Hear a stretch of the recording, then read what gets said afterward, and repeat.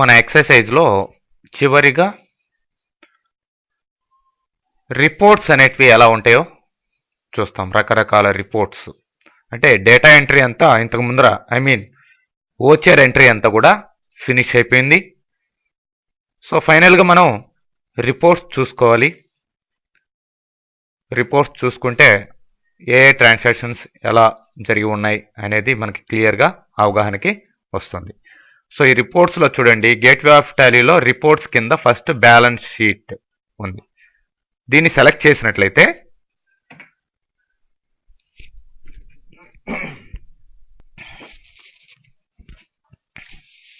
So ఇక్కడ చూడండి, liabilities కింద ఏమేమి ఉన్నాయి, అసెట్స్ కింద ఏమున్నాయి అనేది మనకి క్లియర్గా రావడం జరిగింది. లయబిలిటీస్ కింద క్యాపిటల్ అకౌంట్, అట్లానే లోన్స్ లయబిలిటీ, అట్లనే current liabilities, profit and loss account. So fixed assets అయితే ఇన్ని ఉన్నాయి, కరెంట్ అసెట్స్ అయితే కంపెనీకి సంబంధించి ఇలా ఉన్నాయి. సో మొత్తంగా ఓపెనింగ్ బ్యాలెన్స్ కరెంట్ పీరియడ్ చూస్తే 1,10,450 ఉంది. టోటల్గా చూసినట్లయితే ఇదండి 3,21,950 టోటల్ మనకి లయబిలిటీస్ సైడ్ కావచ్చు, అసెట్స్ సైడ్ కావచ్చు, మనకి ట్రయల్ బ్యాలెన్స్ సరిపోయింది.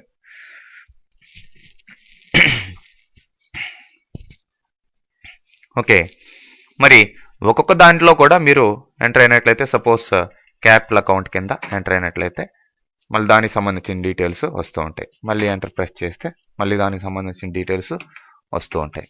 ఎస్కేప్ కొడితే మళ్ళీ బ్యాక్ వచ్చేస్తారు. అదే కరెంట్ లయబిలిటీస్ చూడండి, సెండ్రీ క్రెడిటర్స్ ఎవరెవరు ఉన్నారు వాళ్ళ డీటెయిల్స్ అన్నీ కూడా వస్తూ ఉంటాయి. మళ్ళీ దాని కింద ఎంటర్ చేస్తే ఎప్పుడెప్పుడు ట్రాన్సాక్షన్స్ జరిగాయి, ఏమేమి అనేది క్లియర్గా వాళ్ళకి సంబంధించి వస్తూ ఉంటుంది. ఎస్కేప్. సో అట్లనే ప్రాఫిట్ అండ్ లాస్ అకౌంట్ కిందకి వెళ్ళినట్లయితే చూడండి, పర్చేజ్ అకౌంట్స్ ఇవి ఉన్నాయి. మళ్ళీ వాటిలో ఎంటర్ ప్రెస్ చేస్తే వాటి డీటెయిల్స్ వస్తూ ఉంటాయి.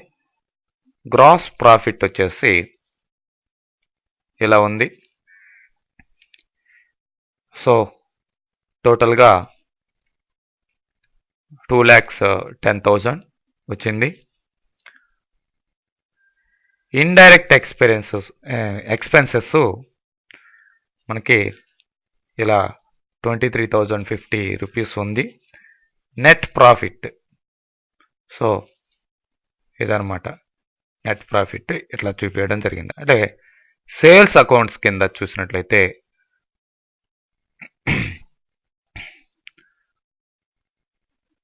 ఇట్లా 2,10,000 ఉంది. గ్రాస్ ప్రాఫిట్ ఇలా ఇవ్వడం జరిగింది. సో ఫైనల్గా టోటల్ వచ్చేసి మనకి 1,33,500 రావడం జరిగింది. సో ఇక్కడ ప్రాఫిట్ అండ్ లాస్ అకౌంట్లో మీకు కంపెనీకి సంబంధించిన టోటల్ ప్రాఫిట్ ఏమొచ్చింది, లాస్ ఏమొచ్చింది అనేది ఇక్కడ తెలిసిపోతూ ఉంటుందండి.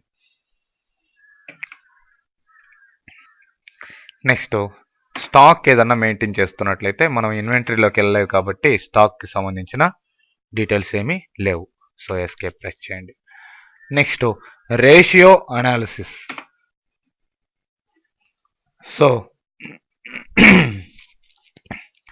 ఇక్కడ ప్రిన్సిపల్ గ్రూప్స్కి సంబంధించి ఇట్లా వర్కింగ్ క్యాపిటల్ ఎంత, క్యాష్ ఇన్ హ్యాండ్ ఎంత, ఇట్లా మొత్తం అనాలిసిస్ చేసి తీసుకురావడం జరిగింది.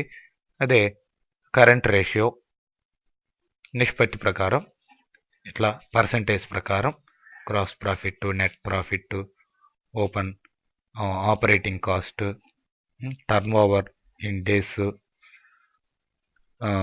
Return on investments, return on working capital, ఇట్లా నిష్పత్తి ప్రకారం, పర్సంటేజ్ ప్రకారం ఇట్లా క్లియర్గా మనకి రేషియో అనాలిసిస్లో చూపించడం జరుగుతుంది మన కంపెనీకి సంబంధించి.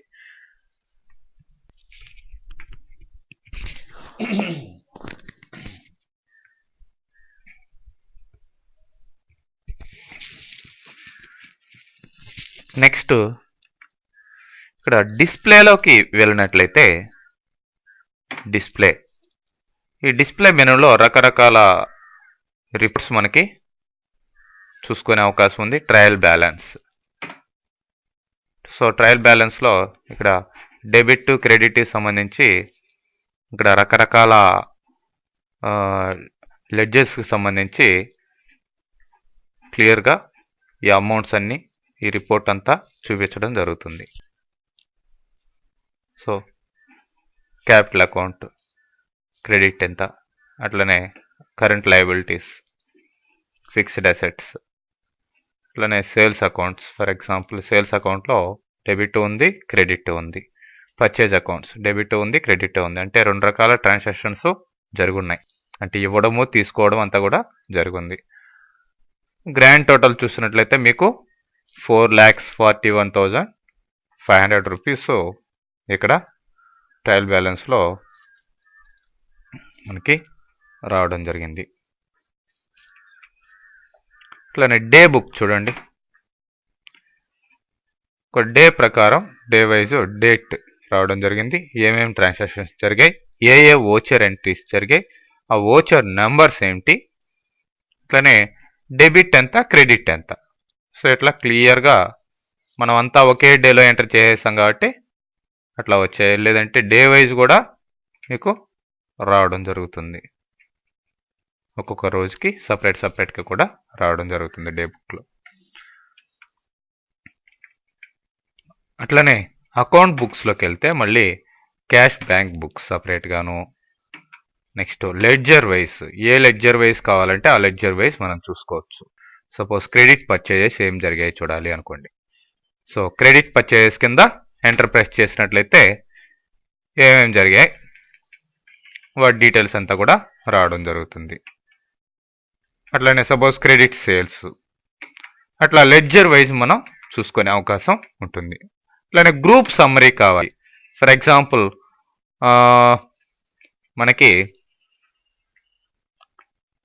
ఇండైరెక్ట్ ఎక్స్పెన్సెస్ అనే గ్రూప్ కింద రకరకాల లెడ్జర్స్ ఉన్నాయి. కాబట్టి దానికి సంబంధించిన ఆ గ్రూప్కి సంబంధించిన టోటల్ సమ్మరీ ఇది. ఓకే, ఇవన్నీ కూడా ఇండైరెక్ట్ ఎక్స్పెన్సెస్ కింద ఉన్న లెడ్జర్స్. ఓకే, అట్లనే group vouchers. Suppose bank accounts కింద ఓచర్స్ ఆ గ్రూప్ కింద ఎలా ఉన్నాయి. ఓకే,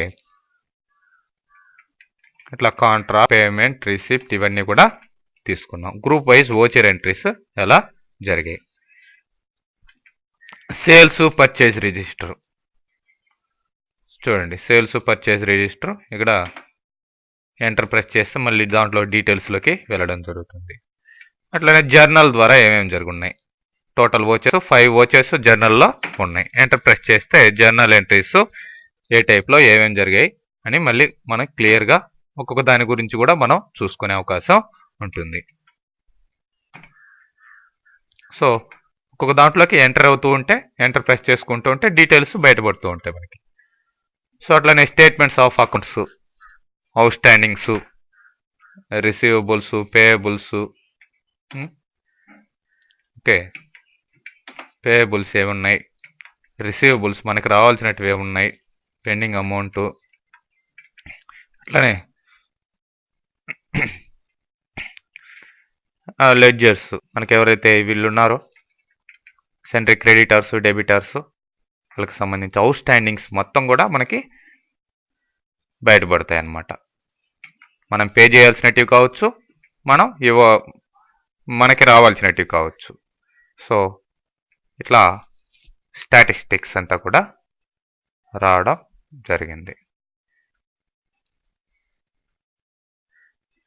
ఏవేవి ఎన్నెన్ని జరిగాయి, టోటల్ గ్రూప్స్ ఎన్ని ఉన్నాయి, లెడ్జెస్ ఎన్ని ఉన్నాయి, స్టాక్ గ్రూప్స్ ఎన్ని ఉన్నాయి, స్టాక్ ఐటమ్స్ ఉంటే ఎన్ని ఉన్నాయి, ఓచర్ టైప్స్ ఎన్ని ఉన్నాయి, యూనిట్స్ ఏమన్నా ఉన్నాయా, కరెన్సీస్ ఉన్నాయా, ఇట్లా మన కంపెనీకి సంబంధించిన total types of accounts, types of vouchers ఇవన్నీ కూడా వస్తాయండి. ఇన్వెంటరీ బుక్స్ ఉంటే ఇన్వెంటరీకి సంబంధించి ఇవి, క్యాష్ ఆర్ ఫండ్స్ ఫ్లో ఎలా జరిగింది, క్యాష్ ఫ్లో ఎంటర్ ప్రెస్ చేస్తే నెట్ ఇన్ఫ్లో అవుట్ఫ్లో ఎలా ఉంది, నెట్ ఫ్లో ఎలా ఉంది, క్యాష్ ఫ్లో కంపెనీకి సంబంధించి అట్లా ఇక్కడ చార్ట్ కూడా రావడం జరుగుతుంది. ఓకే, లిస్ట్ ఆఫ్ అకౌంట్స్, మొత్తం లిస్ట్ ఆఫ్ అకౌంట్స్ వచ్చేయడం జరిగింది. ఎక్సెప్షన్ రిపోర్ట్స్, ఎక్సెప్షన్ రిపోర్ట్స్ కింద నెగిటివ్ స్టాక్, నెగిటివ్ లెడ్జర్స్ ఇవన్నీ కూడా మనం పోస్ట్ డేటెడ్ వాచెస్ అవన్నీ కూడా చూసుకోవచ్చు.